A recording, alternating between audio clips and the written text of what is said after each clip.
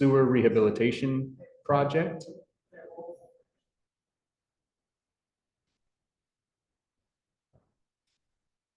I'd like to just get maybe someone who's on the Zoom to comment and make sure that you can hear me okay on Zoom. All good, Andrew. Yep. Yes. Thank you very much. Okay, so let's get started.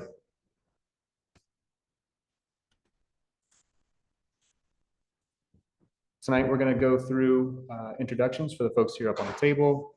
We're going to look at the project area, goals, benefits of the project, timeline, the methodology of construction, what technology we're going to be using, and then the right of entry agreements that we had sent out, and then future notifications and communications methods.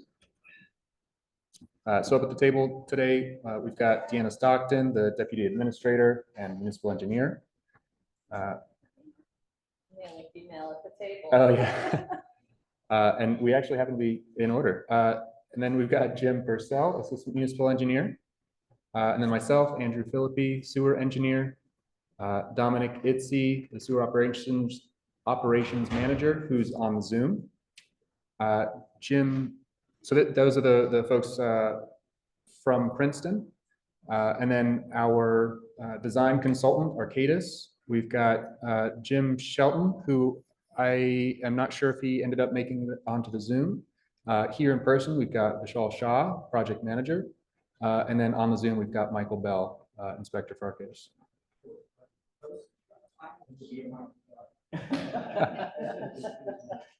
Oh, that's fun. We have another Michael Bell in the audience.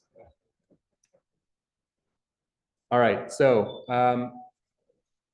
the project area is the mini system 36 and 36A. We have 50 portions, areas of our sanitary sewer system that we call mini systems, just a way for us to designate which neighborhood we're looking at. This project is the area shown in red there, kind of central to the town, bordered by John Street, Ewing Street, Mount Lucas Road, and Quarry Street. All of these slides can be on the website. Are we able to do this? Yes. So we just had a question from the audience, and I'm going to repeat all questions just to make sure that it's captured on the Zoom. So the question was, are these slides going to be presented and available online afterwards? And the answer is yes.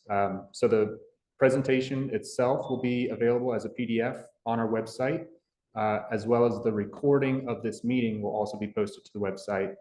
Both of those will be on the project webpage, which you can find at www.princetonnj.gov/ms36. So that's mini system 36. Hopefully that's short enough that you can actually type it in by hand instead of needing a link. We have another question from the audience. How did you come to pick this one specific area? Amongst all of Princeton, you have that area. There's Avalon Bay and this new unit up at the top of Harris Road. Have anything to do with this? So we just had another audience question. Why did we choose this project area? And specifically, did any of the particular developments in this project area have an impact on that decision? The reason that we chose to conduct the work on this project gets into the reason for the project. We're trying to reduce the amount of infiltration and inflow of clean groundwater into the sanitary sewer system, which we'll get into a little bit later. The reason that we chose this project area is that we had done some flow metering in the past, between 2017 and 2019. We had metered throughout the town and found that this area was one of the higher leakage areas. So we were seeing a lot of groundwater inflowing or infiltrating into the sanitary sewer system. So I'll get a little bit more into detail on that in just a moment, in a few slides. And I think it would be beneficial if we hold further questions, more specific questions, until the end of the presentation, just in case those do get answered here, and then we can open up the floor for more. This should be a quick presentation, so you don't have to wait long. So just zooming in on the project area, we see that the imagery of the project area, again, Ewing Street, Mount Lucas, and certain areas are identified to help you identify if your particular property is in fact located in the project area.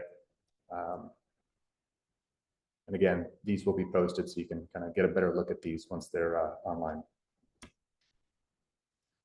So the goals and benefits of the project, primarily the first goal is that we want to make all the sanitary sewer pipes and maintenance holes, otherwise known as manholes, watertight. We want to eliminate as much of that clean groundwater infiltration and surface water inflow into the sanitary sewer system, primarily because all of that clean water that gets into the sanitary sewer then takes up capacity in the sanitary sewer, reducing capacity for other actual sewage.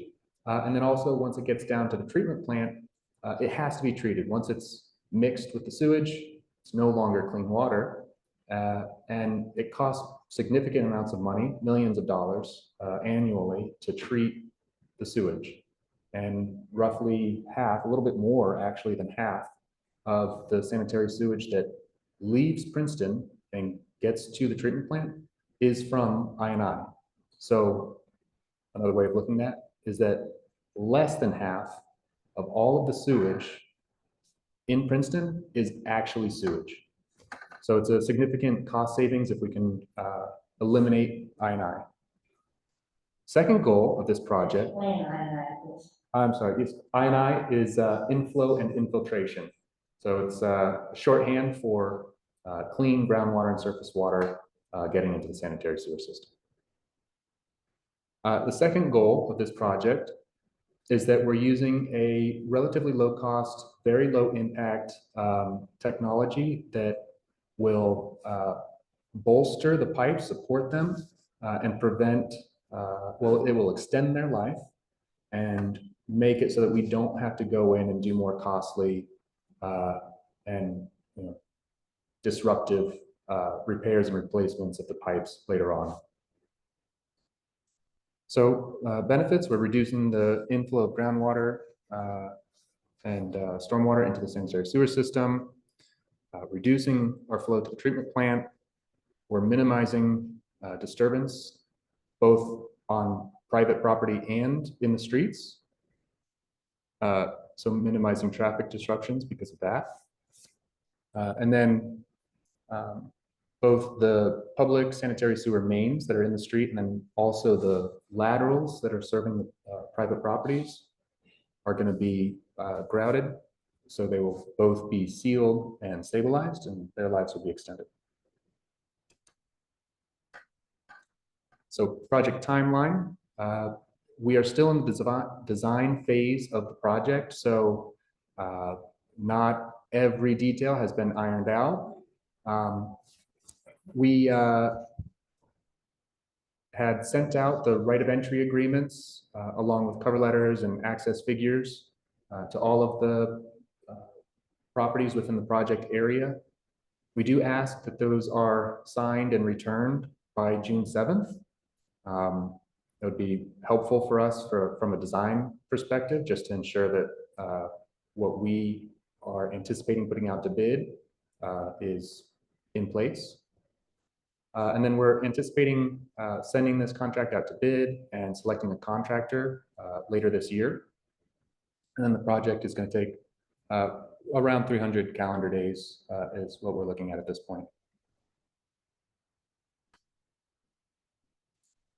So methodology, we're going to be injecting a non-toxic chemical grout. It's a 2-part acrylamide grout into the joints and cracks in the sanitary sewer pipes, which will seal those joints and cracks. And it also will permeate into the soil around the pipe and strengthen the pipe by supporting it. So this work will be done both on the mains, the public sewer pipes in the roads and easements. And it will also be done on the laterals, which are the pipes serving each individual property. We're also going to be performing some repair on maintenance holes as needed. And then importantly, this technology is a trenchless technology, meaning that we don't have to do any excavation to perform this work. So it's not going to be disruptive.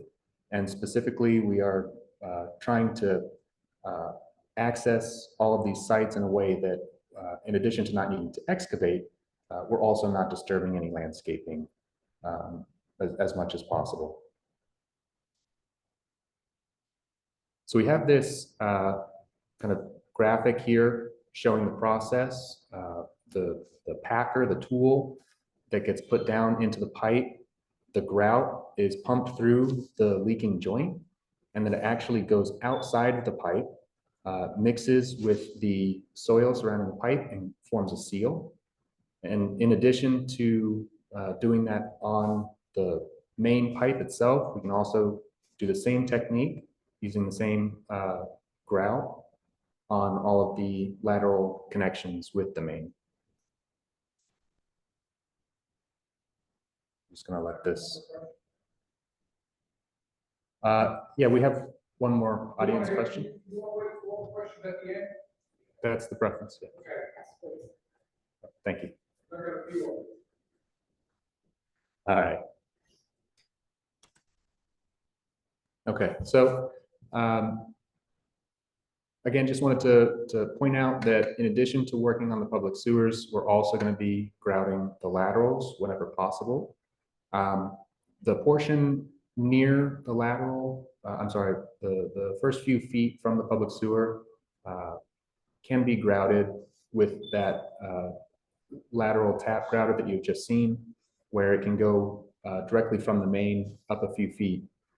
But in order to do the remainder of the lateral, the vast majority of the lateral, we would actually need to access the lateral through a cleanout. Per plumbing code, homes are supposed to have, or buildings are supposed to have a cleanout, which is just an access point for their lateral at the property line, and then also at the building, both outside. On older properties, that may not be the case because those are comparatively new rules. So in those cases, the work could also be done from a cleanout that's located in the basement.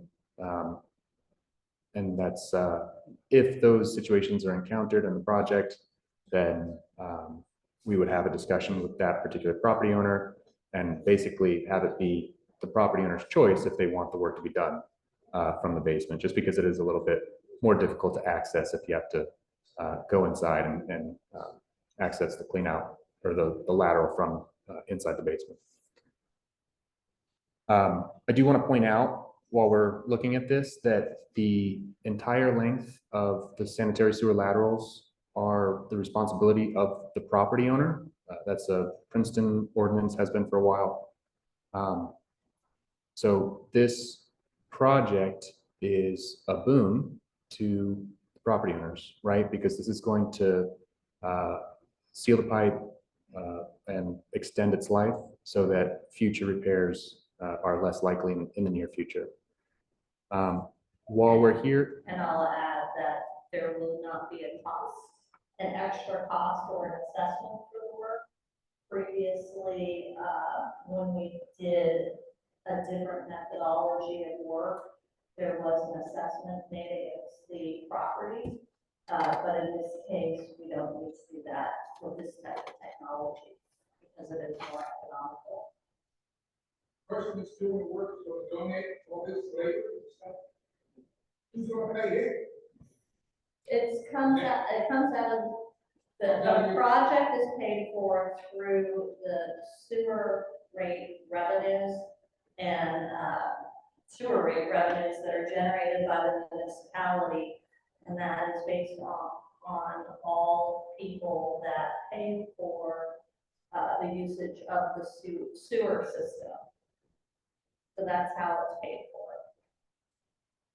and the idea is that the discount effectively of this project is that because we are reducing the I&I, it will reduce the cost to treat the wastewater. So it's not a one-to-one, but it is a significant improvement.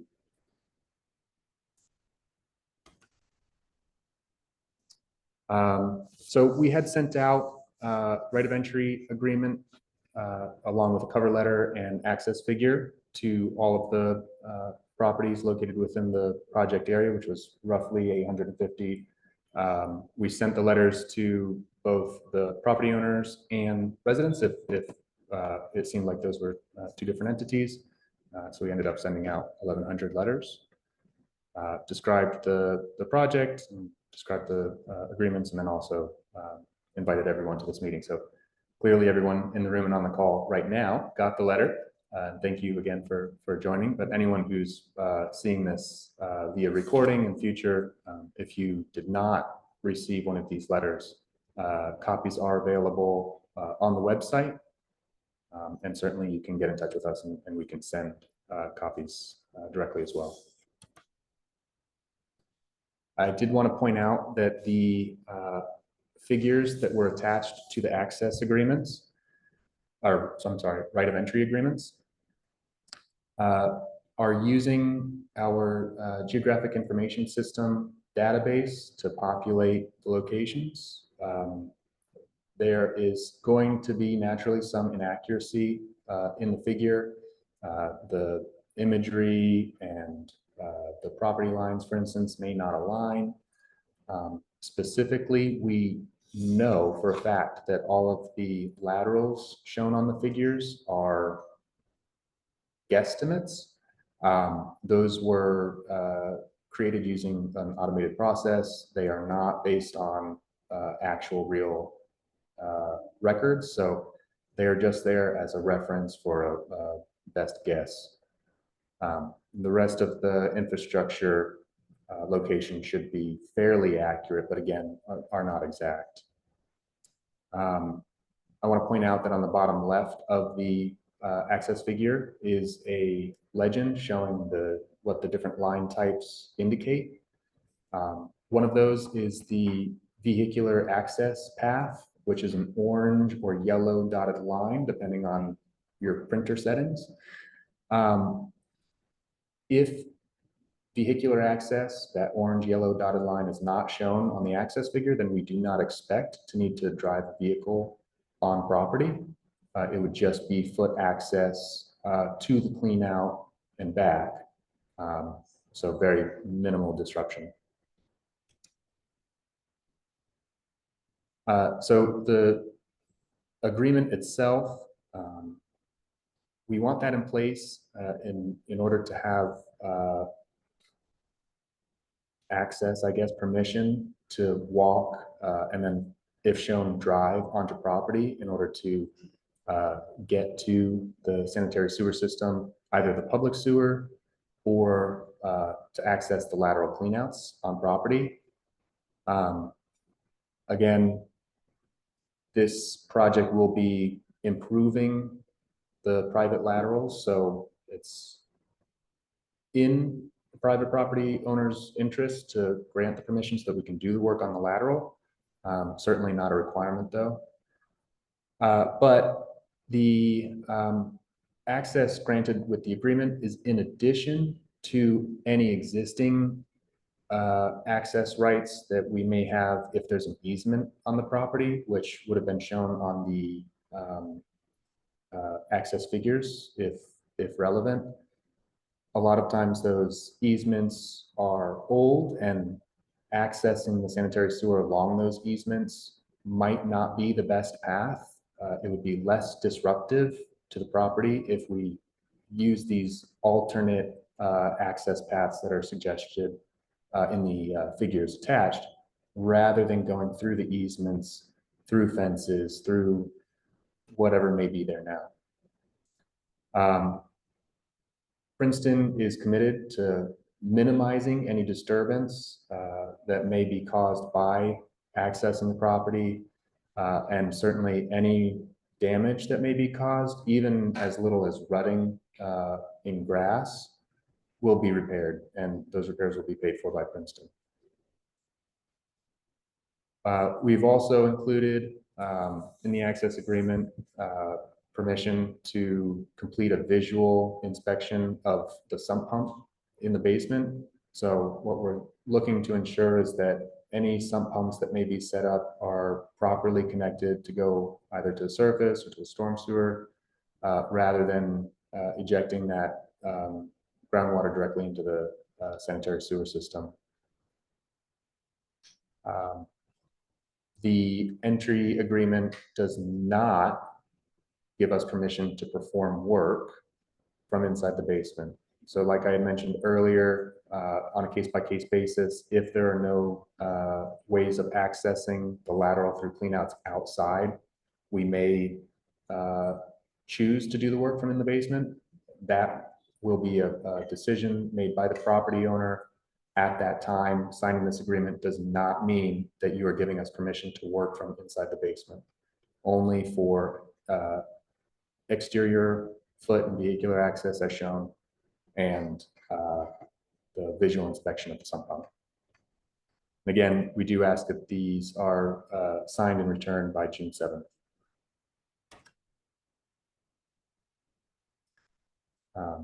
So for future notifications and communications, I invite you to look at our website and specifically the project web page.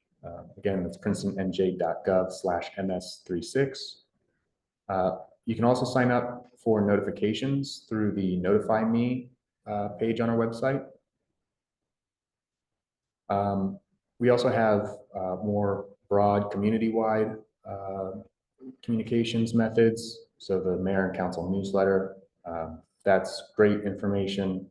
Sign up for that, even if you're not interested in learning more about this project. Traffic updates put out by the engineering department, updated fairly regularly with all of the construction related traffic that we're aware of. And then also the Nixle alerts, which are an emergency phone notification system that not only will give you information on road closures throughout town, but also in the event of any emergency situations that may arise. Not that any emergency situations would arise due to this project. That's just a broad communication method. But so this is our web page specific to this project. On it, we've got a description of the project. Right now, because we're still in the design phase, we don't know all of the start dates, etc. But as that information becomes available, as the design and the project progresses, we will be updating this web page with that new information. We're also going to put any relevant documentation on this web page that you can download further down on the page. For instance, a copy of the letter and agreement that we sent out is already online. A copy of this presentation and the recording of this presentation will be posted to the website. I do want to point out that the access figures are not online because they are specific to each property, but if anyone needs a copy of the access figure for their property, feel free to get in touch with us and we can send that to you directly.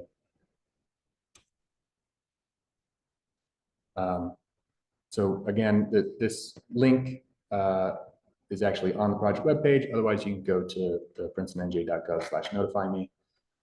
You can sign up for either email or text or both notifications for the project updates. I do want to point out that we do not plan on mailing letters again. So this is really the best method to make sure that you're getting the information that we are putting out. You'll need to create an account to sign up for these, but it's relatively easy. And then while you're there, you can sign up for other interesting notifications.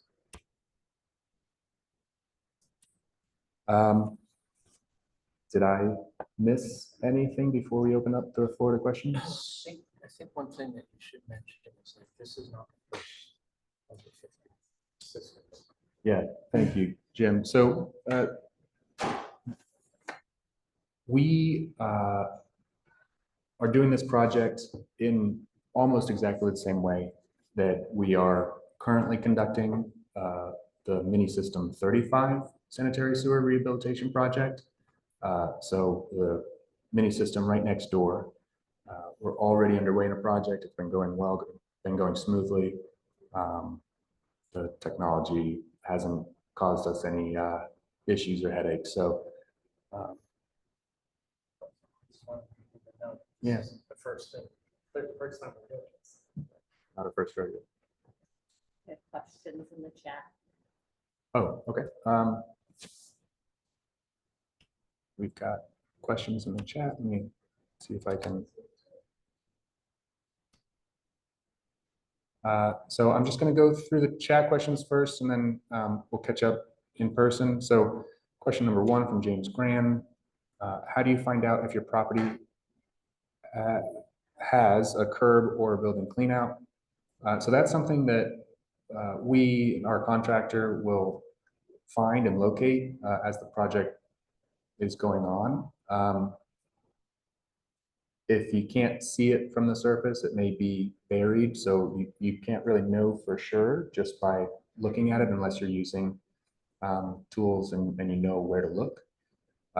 From our end, from the contractor's end, they're actually going to be using a video camera system that will go up into the lateral from the sewer, from the public sewer, which will have a location device, a sonde, that will help them pinpoint the location of the lateral and identify the location of cleanout specifically.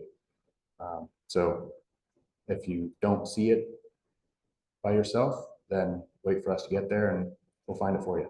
So contrary to the comment that we won't be disturbing landscaping, if there is a buried clean out, we will have to dig it out and expose it. No? Yeah, so if we find that there's a buried clean out, we probably will expose it. If it's very deeply buried, then no, we wouldn't go through that process. But if it's a matter of uncovering a couple inches of the topsoil, then I think that it makes sense. It's in the property owner's best interest for us to just go ahead and uncover that. Andrew, I suggest too that we put a couple of pictures on the webpage that will help people understand what clean out looks like from the surface. Yeah. That way they can do a little bit of their own investigation. Can do. So the next question is, understand the purpose of the agreement, read the visual inspections. What if we don't have a sump pump? Well, if you don't have a sump pump, then there's no issue. But yeah. So the sump pump investigation is only to make sure that you are in compliance with municipal regulations. Because again, that sump pump should not be connected into your lateral. And that will be something that we're checking to make sure that you are not pumping groundwater into the dirty water of the sewer system. So if you don't have a sump pump, that's one less thing for us to check while we're at the site. Okay, the next question is, will you be sending paper letters to notify us of when our property will be accessed, or will that be online only? Yeah, that's a great question. So I misspoke, I suppose. So we will not be mailing letters past this point. However, we do have a stipulation written to the contract that, and in fact, even into the right of entry agreement, that we will notify residents, property owners prior to needing to access the site at least 5 days or more, 5 days or more ahead of the work. That will be a letter that will be handed to the property owner if they're there, left on the door handle. So it won't be mailed, but it will be a notification prior to the work. And Also, just so everybody is aware, this is not the only meeting we will have for this project. This is the design phase meeting. After a contractor is selected, and the contract is awarded, we will have another meeting. And at that point, we'll be here, our consultant will be here as well as the contractor. And so all of these specific details about communications during construction, you know, will I have to stop using my toilet? All of those specific questions we'll go into in much more detail. Tonight's meeting really is just to introduce the project, give you kind of an overview of what's involved, and then to talk about these right of entry agreements. But know that we will come back to you later in the summer with a meeting set up with the contractor where we can go through all of the individual questions about each property, if, you know, if that's where your heads are at. So we'll speak on the questions. How far from the main do you route the lateral? And what equipment would you need to do that routing from an in-house clean out?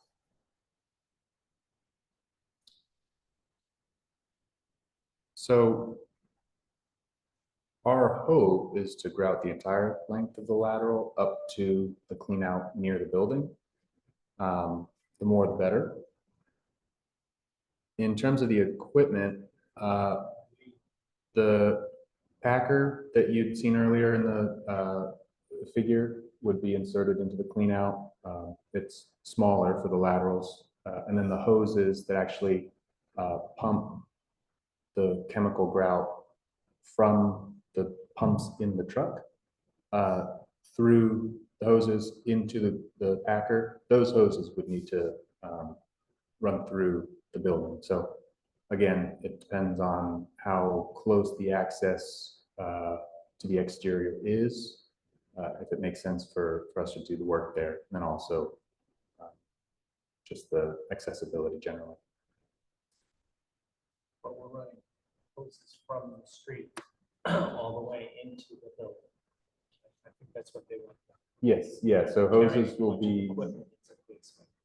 right, there's not a lot of equipment that will be carried through, but there will be the hoses that are going from the truck that is in the street or in the driveway or, you know, wherever the access figures show, and then into the pipe. Okay, next question. What about roots in the laterals? Will Princeton repair the ceramic laterals if they are damaged during cleaning or sealing? All right, I'm going to take that as a two-part question. So we do not currently plan on removing roots in the laterals. That may change as the design progresses, but that's a difficult process that very few contractors do anymore. And then will Princeton repair laterals if they are damaged during cleaning or sealing? So, and I will specify that it's not specific to any particular material, whatever the lateral pipe is made of. If we damage it, yes, we will repair that damage. That said, if the lateral is in such poor condition that it looks like us trying to do work on the lateral will cause additional damage, we probably will not attempt repairs.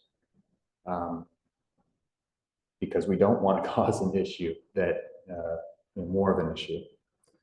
But in that case, if it is in such poor condition, we will notify the property owner that it needs to be repaired, replaced. Right, Correct? yeah, and On their own rather than through our contract. yeah, that would be outside of the scope, and certainly we want to have open communication with all the property owners that, if they have questions about the condition of their laterals, that we share that information. We have a hand raised, looks like a follow-up question. Yeah, he said ceramic. Yeah, so the question was, does the ceramic pipe mean clay pipe? My assumption is yes, that the person means clay pipe. And is the clay pipe, that was mentioned in the letter, so I'm wondering, is that, do you know that the clay pipe was immediately attached to the main? Question was, that clay pipe was mentioned in the letter. Do we know if the clay pipe is what's attached immediately to the main public sewer? I don't remember us mentioning clay pipe in the letter specifically, but to answer the question, no. Depending on when the pipe was installed, when the home was built, and the contractor's choice at the time, it could be a number of different materials. This technology works on most pipe. So in addition to not wanting to do this work on severely damaged pipe, we also would not want to do this work on cast iron pipe if the cast iron pipe is severely corroded, because it's not because it would do anything bad to the pipe, but just because the way cast iron corrodes, it creates a very rough surface on the inside of the pipe that's difficult to get a seal on, and the grouting itself is just not very effective unless it can get a good seal.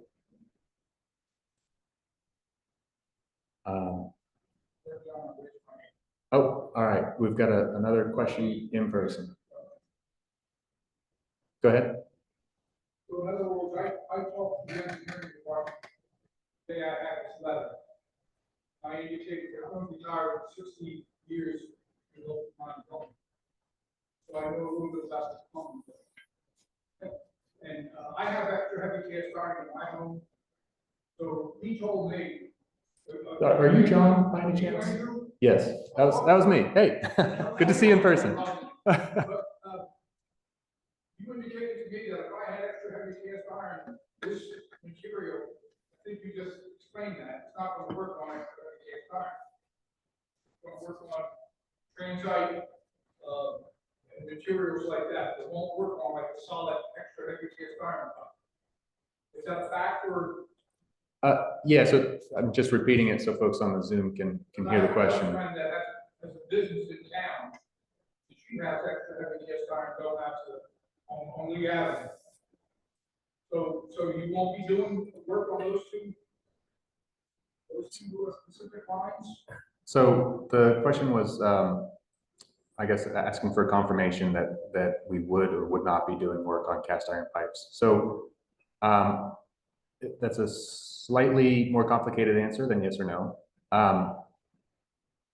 Immediately, the answer is most of the time, older cast iron pipe is corroded and has that very rough internal surface that our equipment just won't be able to get a good seal on. And so trying to pump the grout just won't work because it'll just spray out into the pipe. But the follow-up to that is that there's a pretty good chance that if the sewer was replaced or repaired since construction of the home, or if there were any repairs to portions of the lateral, that the entire length of the lateral may not be cast iron, even if it's cast iron in the home or right at the main connection. So generally we'll be able to know what it is and what length of it is based on the camera inspection prior to doing any work. That's what I was gonna say, we do clean and do a video inspection of the lines to determine that it is a candidate for this methodology. Right, yeah, we're definitely not going in blind and causing issues that didn't already exist. We have another question. Yes. I'm wondering what kind of service lines.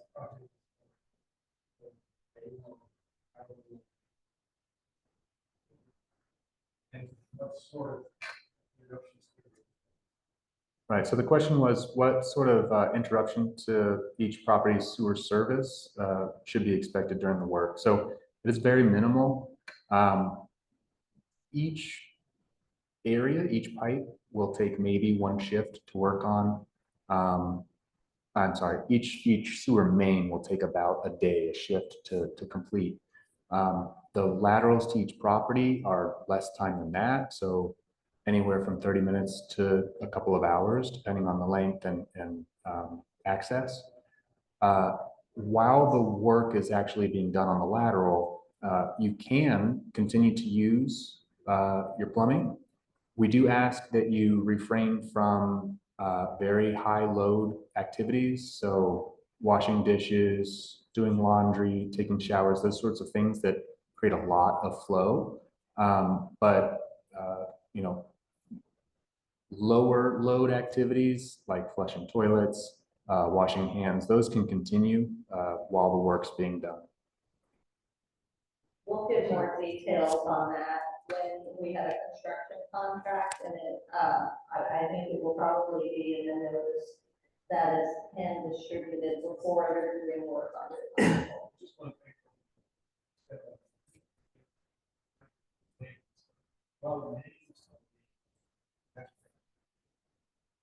Oh, yeah, great follow-up question. Sorry for not making that clear. So the follow-up was, while we are working on the mains, the public sewers, will that cause any interruption? The answer is no. While we're doing work on the mains, there will be no interruption to the services in the area.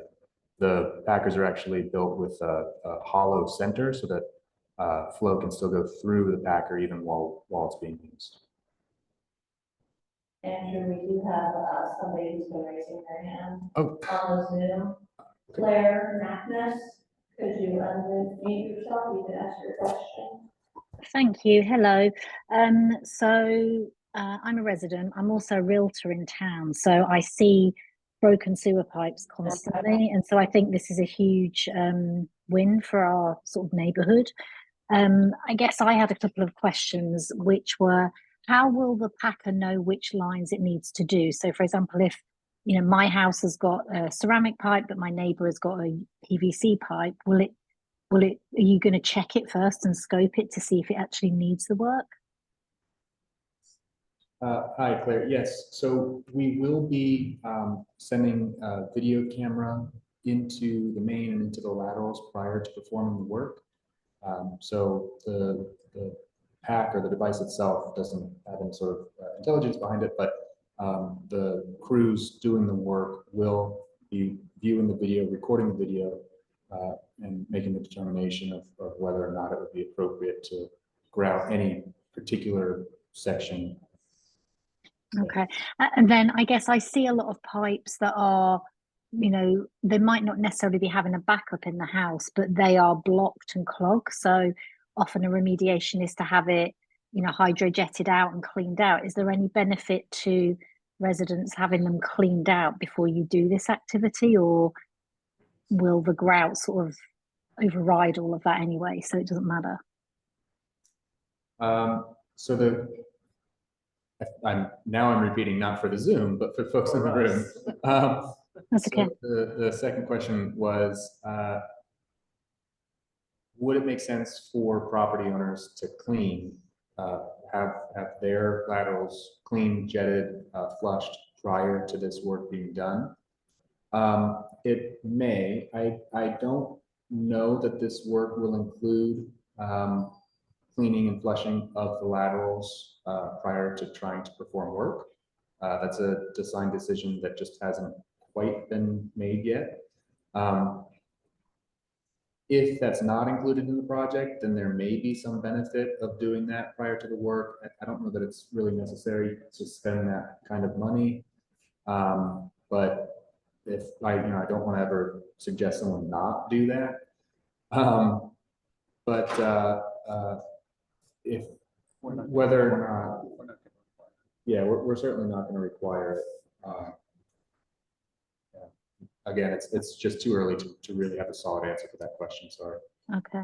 Sorry. And then my final question was, what's the life expectancy of the grout? Okay. So final question was, what's the life expectancy of the grout? I believe it's 30 plus years, but that's the life expectancy of the grout itself, right? Just because the pipe has been grouted does not necessarily mean that the pipe itself will last another 30 years because there could be other issues at play that is not directly affected by the grout itself. So that's really it. Thank you. Number of questions. Not necessarily in order. I have there was that last question that was asked there. It seems that it would be much better if there was cleaning out of roots that infiltrated the pipes before any grout was done. Otherwise, you're simply going to grout those roots in place. They're probably going to continue on their osmotic pressure until push the grout off. So if there are sections of the pipe in the lateral that have roots infiltrated from the right, hey, what is this? That's. Okay. And also, that's a rough surface, so you won't get your balloon to seal against the side of the pipe if there are roots. So I'm going to try and summarize that. Less a question, more a suggestion. I'm not really sure, but I guess the statement is that it appears to make sense for roots to be removed prior to the work. In some cases, yes. In some cases, no. Getting a little bit into the technical weeds, chemical root treatment is generally more effective than mechanical root treatment, but at least mechanical would need to be done prior to a very effective grouting system.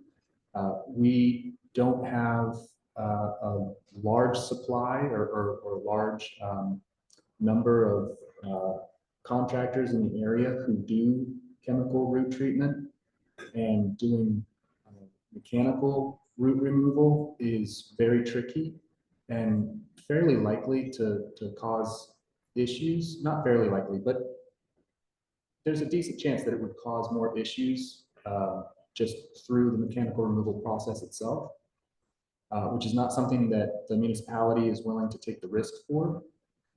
So if there are significant roots in the lateral, we just won't try to grout that lateral.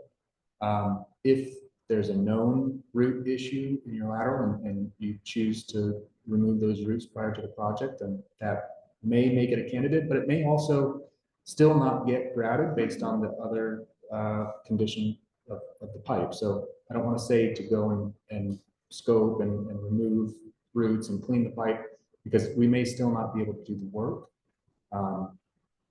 But if you've got a root issue, then it's certainly in your best interest to take care of that proactively.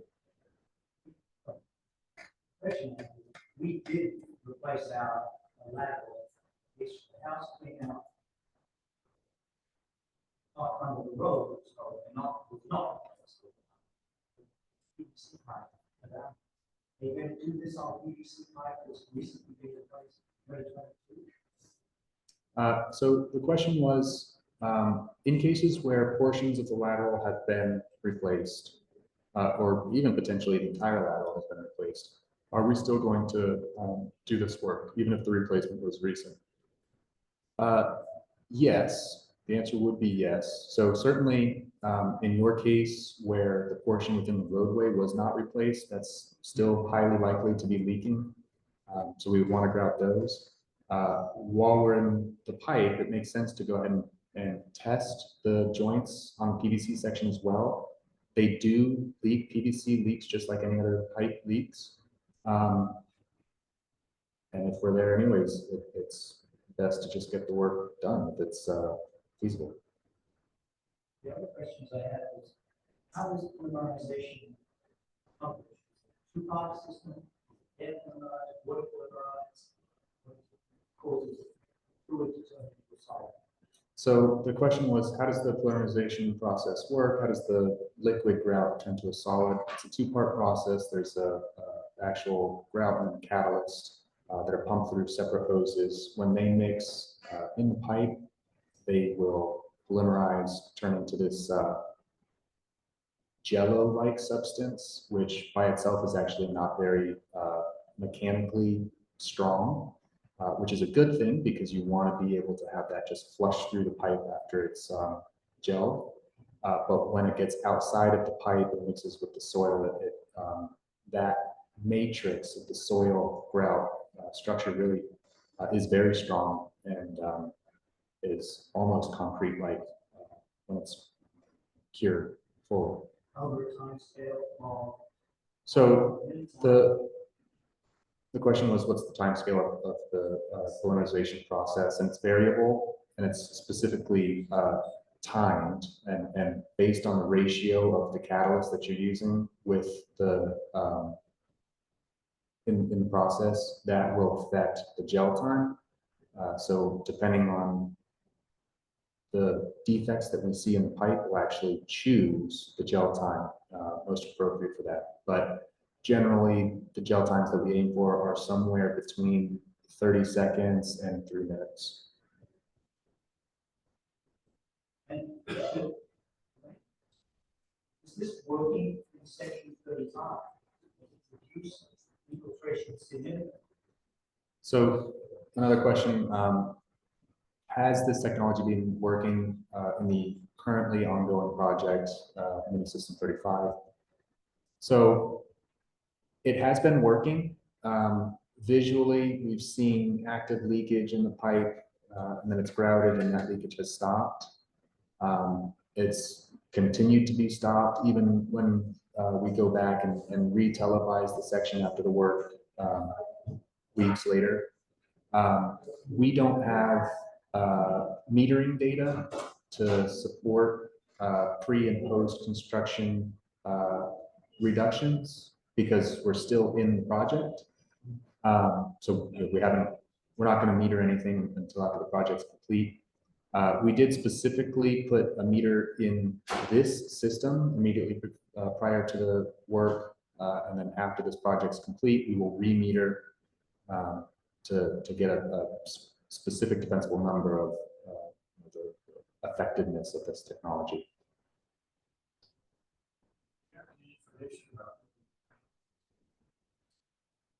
Question was, do we have information about other towns or cities that have done this? Yes, this technology has been around since the 60s, mid 60s. There is, not that I had to pull up right now, but yes, there's a lot of data showing that this is an effective technology for I&I reduction and for improving the longevity of the pipes. Yes. I have a couple questions. You said send out 800 letters to tenants. We have to get our tenants to sign this letters. So the question was, we had sent out letters both to the property owners and also to tenants. Do tenants need to sign the agreements? No. So we sent the letters to tenants partly just so that they were aware of the work, or primarily so that they were aware of the work. But then also we included the actual agreement form itself in the event that the property owner's contact information mailing address was out of date. If the tenant was able to receive it and the property owner had not, our hope was that the tenant would contact the property owner and be able to get that to them. And then my other question is, we share a pipeline or a neighboring property. So if there is a problem with the indemnity that you are providing, there's a problem. So the question was, in the event that there's a shared connection, a shared lateral between neighboring properties, would the municipality still indemnify, repair any damage that may be caused? Yes.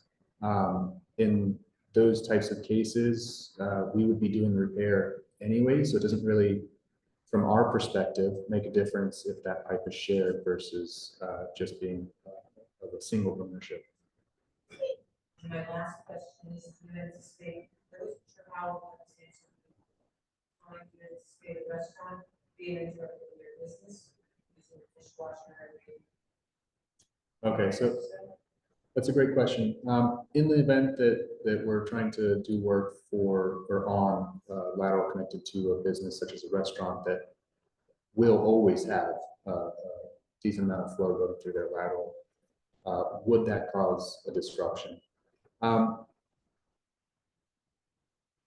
say theoretically it could, but we're certainly in a position to not want to cause any disruptions, especially to local businesses. We can potentially schedule that work off hours, and if that's not an option, there may be ways of, if it's a business with a lot of flow, they may have a larger lateral pipe. With the larger pipes, we could potentially use a flow-through packer that has that hollow space in the center. And if that's also not an option, then we just would skip that lateral if it can't be done without causing significant disruption. You work directly with us to like Mondays, talking about the conference book. Wants to be on Monday, it's the slowest versus a Wednesday, it's busier. Yeah, absolutely. Before So you open in the morning, Was that? or before you open in the morning. That would be great. Yeah, Just that's to what we'll be working closely with everyone to schedule it at a time that is convenient, obviously, for our contractor, but mostly convenient for you. So for your case, what we're doing with the current project is we send out notices in advance of, sorry, this is all.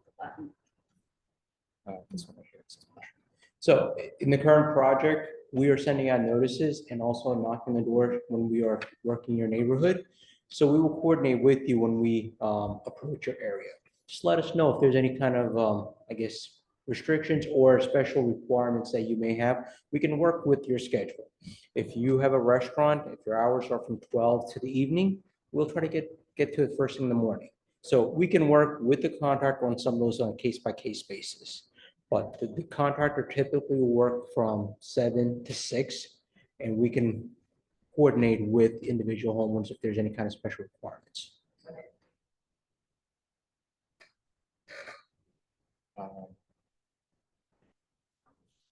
Disturbance will be around here right now. Over yesterday,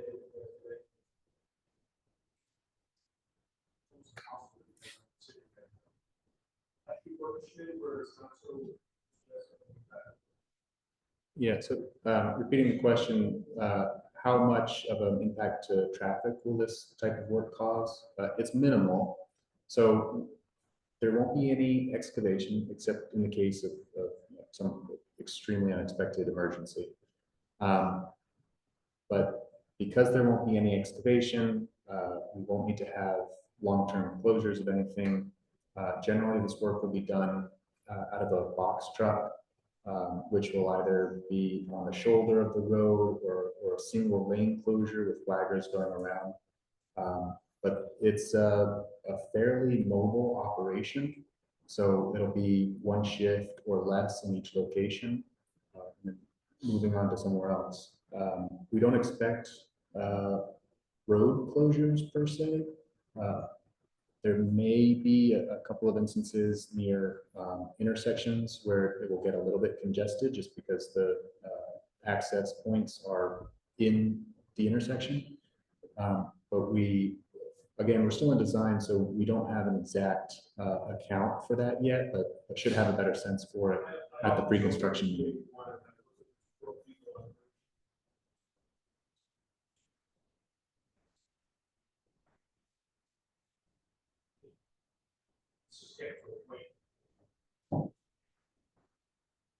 Yeah, so in addition to this being a low cost technology and highly effective for IMI reduction, that minimal disturbance and disruption to the community is also a reason that we're looking into this technology. Yes, very good. Okay.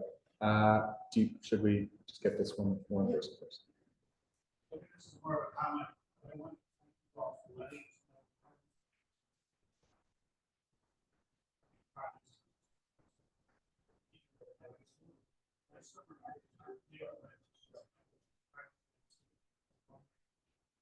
Almost 3 months. And if we never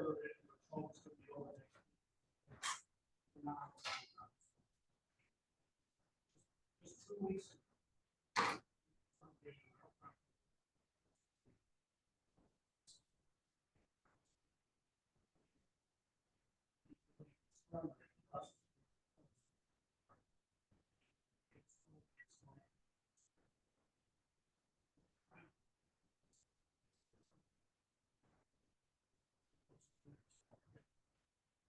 thank you for that. So, not that I guess I need to repeat it, but that was just an appreciation for the advanced notice about the project.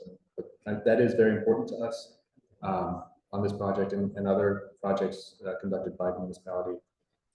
We do want to be very communicative.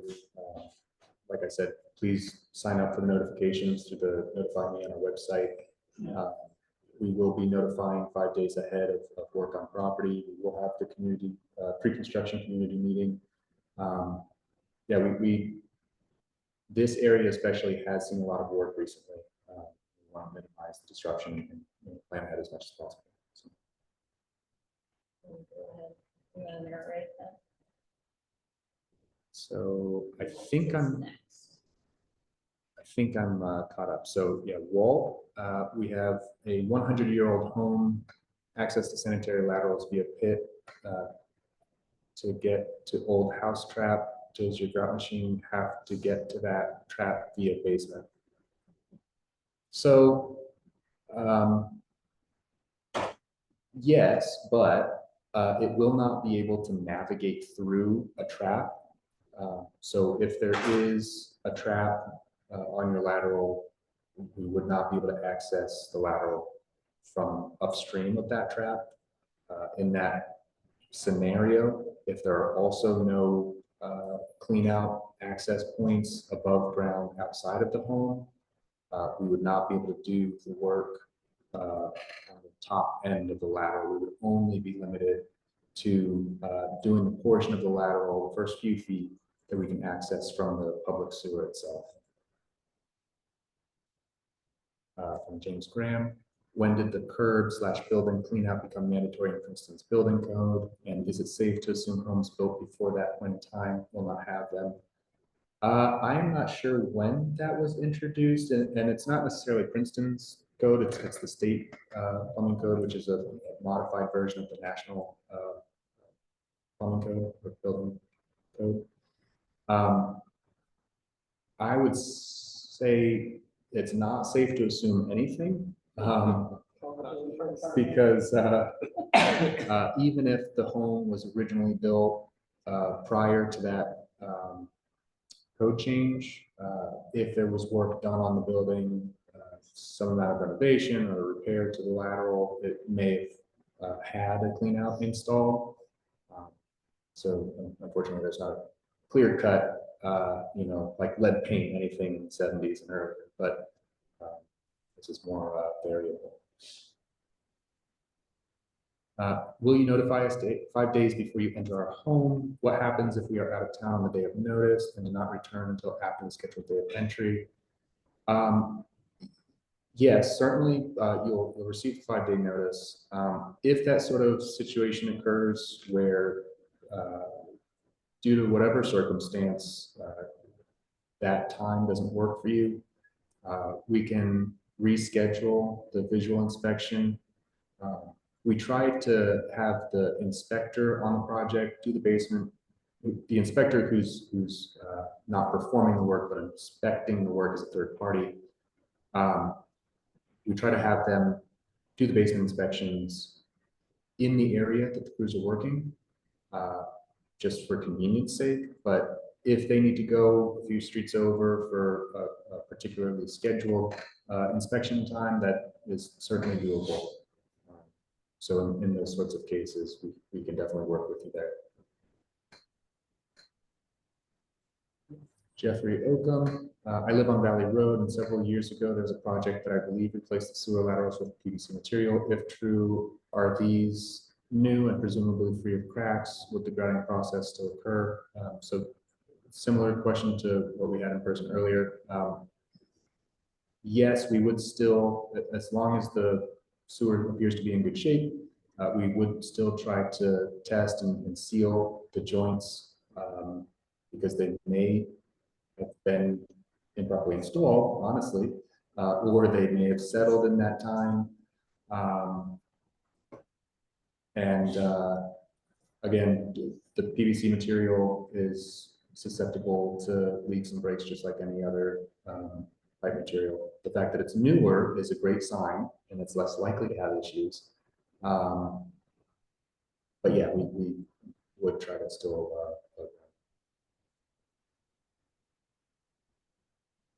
Oh, I wish I had seen this one sooner. So I switched to you. Okay.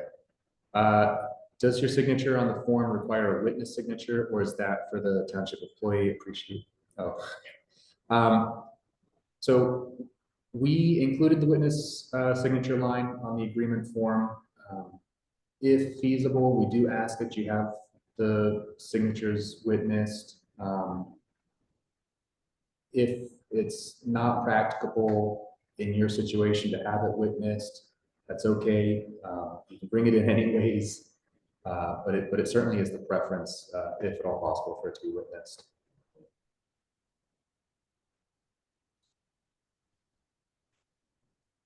If there are roots in the lateral and the roots are not being removed, will the grout process be done on the lateral? It really depends. To speak more clearly to this point, it does depend on the severity of the roots. If the roots are very fine, we can still grout the pipe even with the roots there. But if they're thicker or longer, then it could affect the seal of the packer up against the internal surface of the pipe. And because of that, then we wouldn't try to grout it, because if that seal doesn't set, same issue with the cast iron pipes, then there's a chance that the grout would just bypass the end of the packer and then fill the lateral, which would cause a blockage. So we are careful not to do that.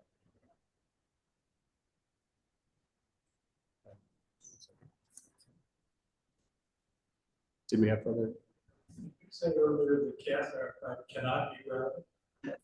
So the question was, did I say earlier, can cast iron pipe, wait, did I say earlier if cast iron pipe could not be grouted? No, I did not say that. I said in most cases where there's older cast iron pipe,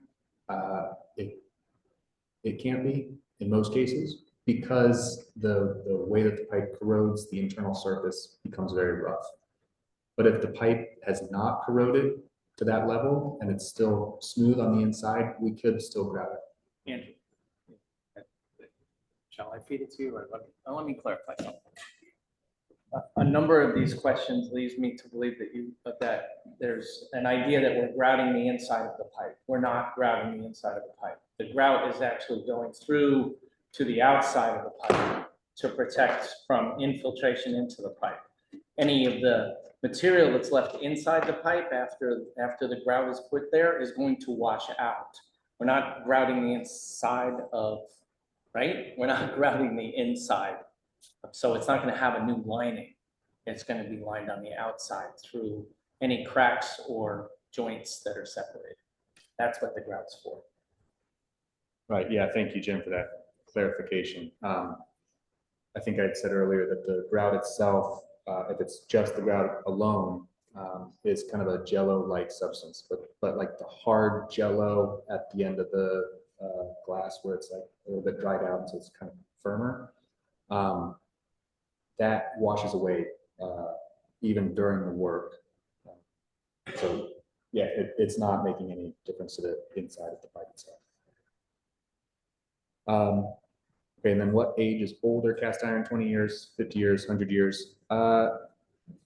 So the reason I don't say a number here is that the corrosion that really ages cast iron. So cast iron is an incredibly good material structurally.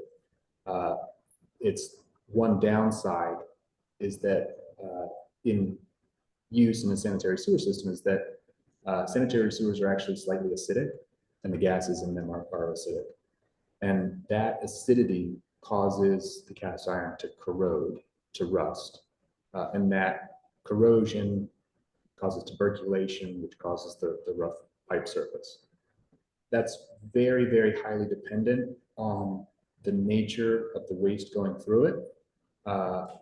both in terms of what's actually being put down the line. Is it mostly clear water, or is it high strength, comparatively high strength waste? But then also, does the lateral have enough pitch to clear out and flush through continuously, or are there dips that cause some amount of pooling?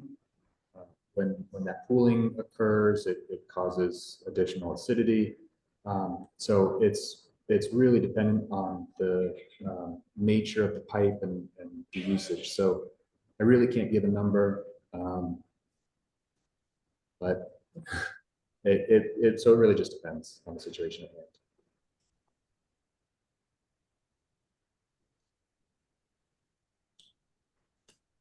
Question about the maps that you sent out. First of all, the map that we put on the screen was an improvement over the map in the letter, which is important. Get better maps. The other map shows of individual houses, shows the lateral lines all in the wrong place. And you admit to that. Why bother then? And are you going to get better maps before you come and work it on the site, or is this where you can just wait and figure out? So just to repeat the question, well, first was a rightfully earned dig on the quality of our maps. Sorry, so the question was, why did we include the location of the laterals knowing that they were inaccurate? And the follow-up to that was, will we find the location of the laterals prior to conducting the work? So we included the location of the laterals, and this was a tough decision. We hoped that for most people, it would be close enough to accurate to give a sense for where the work may be happening. So for instance, is it coming in from the rear of the home or the front of the home, that sort of thing. I tried to explain in the letter that it was not accurate, but I do hope that didn't cause more confusion than it was worth. The follow-up question, will we find the locations prior to performing the work? Yes and no. We will not be able to find the laterals prior to our finalizing design, because in order to find the laterals, you have to send the camera through the sewer pipes in the main, through the public sewers, and then that only gives you the location of the connection at the main. In order to get the actual path of the lateral to the building, then you also need to send a separate type of camera up through the lateral. So that's expensive work that we're waiting to do, well, waiting to have the contractor do immediately prior to performing the work, because even if we do those video inspections now, it would have to be done again immediately prior to the work in order to confirm that there's no blockage or change in conditions. So we will get the locations and information and condition of the lateral prior to actually performing the work, but it'll be part of the contract. So it'll be a matter of days or weeks before performing the work that we'd actually have that information available. Yes, and we will keep those records. We'll maintain the information going forward so that we can update our maps. Hopefully, we don't need to send you more maps, but in the event that that happens again, or I mean, eventually in the future, right? We'll have to do work again in 30+ years, but at that point, we'll have the better information to share. Will homeowners be able to record the video of their lateral? So the question was, will homeowners be able to view the recorded video of their lateral? Yes, it's your lateral. I don't see any reason for us to not share that information with you. It's not something that we'll make public per se, but an individual property owner can certainly. I'm sorry, what was that? Come down to your office. Yes, absolutely. Yeah, you come down to the office to to get a copy of it or to watch it.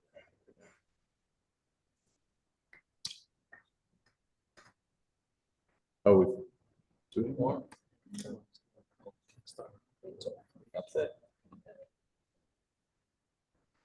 Okay, well, again, please sign up for notifications through the Notify Me link on our website for future communication. Turn them online because they might come tomorrow to do work on our line.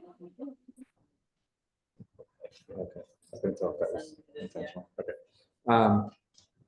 So that's how we're going to be providing the date of the pre-construction meeting. We're also going to be putting the date of the pre-construction meeting on the website. So even if you haven't signed up for the notifications, if you check back on the website later in the summer, hopefully we'll be there.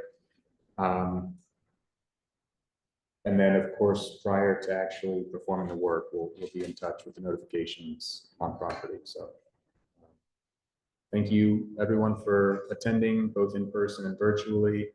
I hope that this was helpful. And if you have any questions, please get in touch with us by emailing the engineering department at engineering@princetonnj.gov or by phone. Again, the engineering department main number is 609-921-7077.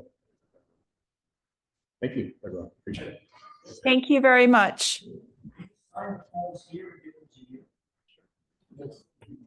Form